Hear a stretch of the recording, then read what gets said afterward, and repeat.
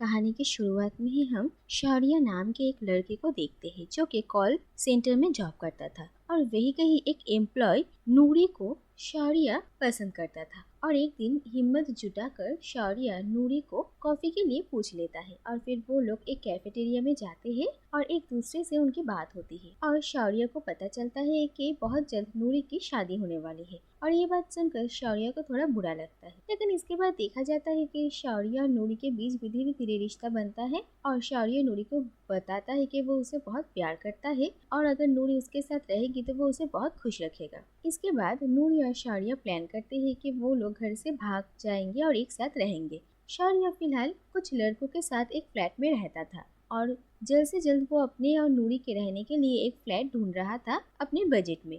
और बहुत खोज खबर करने के बाद भी शौर्य को अपने मनपसंद फ्लैट नहीं मिल रहा था और आखिरकार शौर्य के साथ एक एजेंट की मुलाकात होती है और वो एजेंट शौर्य को एक बहुत बड़े बिल्डिंग में लेकर जाता है। दरअसल ये बिल्डिंग एकदम नया है, कुछ लीगल इशू के वजह से ये बिल्डिंग खाली पड़ी हुई है और यहाँ पर एक वॉचमैन है। और शौर्य जब वहाँ के ही एक फ्लैट को देखता है तो उसे वो फ्लैट बहुत पसंद आ जाता है और वो एडवांस करके इस फ्लैट को बुक कर लेता है। और अगले दिन सुबह शौर्य अपने फ्लैटमेट्स को ये कहकर वहाँ से चला जाता है कि वो अपने गांव जा रहा है।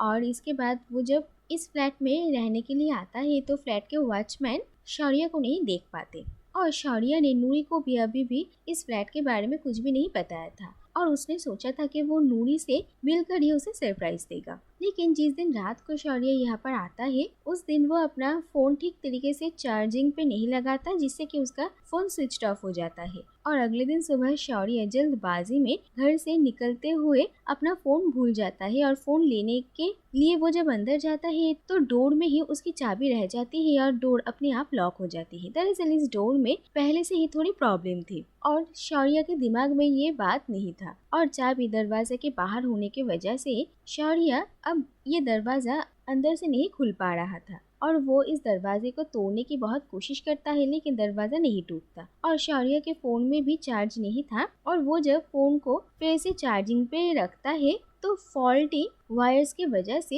इलेक्ट्रिसिटी चली जाती है और अब शौर्य इतने ऊंचे बिल्डिंग के एक फ्लैट में बिना इलेक्ट्रिसिटी और खाना पानी के अकेला फंस चुका था। और शौर्य बिल्डिंग के नीचे वॉचमैन को आवाज लगाने की भी कोशिश करता है लेकिन इतनी ऊंचाई से वॉचमैन को कुछ भी सुनाई नहीं देता। और इसके बाद शौर्य के पास जो बिस्किट और पानी था वो पीकर एक रात वो गुजार देता है और अगले दिन सुबह वो फिर से यहाँ से निकलने की कोशिश करता है लेकिन वो नाकामयाब होता है। इसके बाद शौर्य अपने कपड़ों को लेकर बैल्कनी के बाहर हेल्प लिखता है, मैट्रेस जलाकर बैल्कनी के सामने रखता है जिससे कि ये सब कुछ देखकर किसी की नज़र उसके बिल्डिंग में पड़े और कोई उसे बचा ले। लेकिन इन सब का कोई भी फायदा नहीं होता है क्योंकि उसका फ्लैट बिल्डिंग के बहुत ही ऊंचे माले पर था जहाँ पर किसी की नज़र नहीं पड़ती है।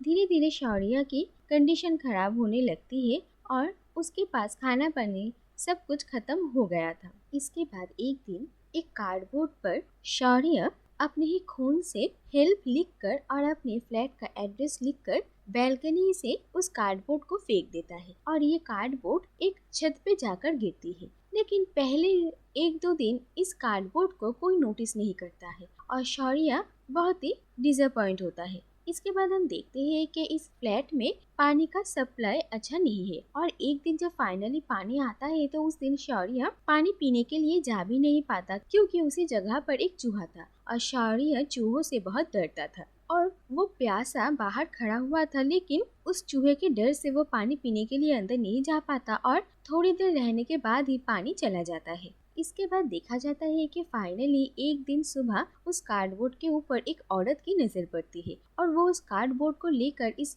बिल्डिंग में आती है और उस वॉचमैन से बात करती है और कहती है कि शायद यहाँ पर कोई फंस गया है। लेकिन वॉचमैन दावे के साथ ये कहते हैं कि इस बिल्डिंग में कोई नहीं रहता है, ये बिल्डिंग पूरा खाली है। और वो औरत इस वॉचमैन पर पूरा भरोसा ना करके खुद ही बिल्डिंग के अंदर चली जाती है और कुछ देर सीढ़ियाँ चढ़ने के बाद वो जब देखती है कि पूरी जगह पर अंधेरा है तो वो यहाँ से चली जाती है और उस औरत को जाते हुए देखकर शौर्य की सारी उम्मीदें टूट जाती है। इसके बाद देखते हैं कि ऐसे ही कुछ दिन बीत जाते हैं। शौर्य के पास ना खाना था ना पानी, लेकिन उसे अगर बाहर निकलना है तो जिंदा भी रहना पड़ेगा। इसीलिए शौर्य बाहर उड़ने वाले परिंदे, घर में घूमने वाले कॉकरोच, चींटियां ये सब कुछ मार कर खाने लगता है। और इसके बाद ही एक दिन बारिश होती है और शौर्य सारी खाली जगहों को बारिश के पानी से भर लेता है। और फिर शौर्य जिस चूहे से डर रहा था वो उसी चूहे को पकड़ लेता है और कंपनी के लिए वो इसी चूहे से बात करता था। और वो जो खाने के लिए जुगाड़ करता था उसमें से वो उस चूहे को भी खाने के लिए देता है। लेकिन ऐसे 2-3 दिन और बीत जाते हैं और शौर्य की हालत और भी ज्यादा खराब होने लगती है और उसने बारिश का जो पानी इकट्ठा किया था वो भी खराब हो जाता है। और हम देखते हैं कि शौर्य हेल्यूसिनेट करने लगता है और उसे अपनी रोजमर्रा की जो जिंदगी बिल्कुल भी पसंद नहीं थी वो अब अपनी उसी जिंदगी में वापस जाने के लिए उतावला हो रहा था। और अब वही जिंदगी उसके लिए एक खूबसूरत सपने जैसा लग रहा था।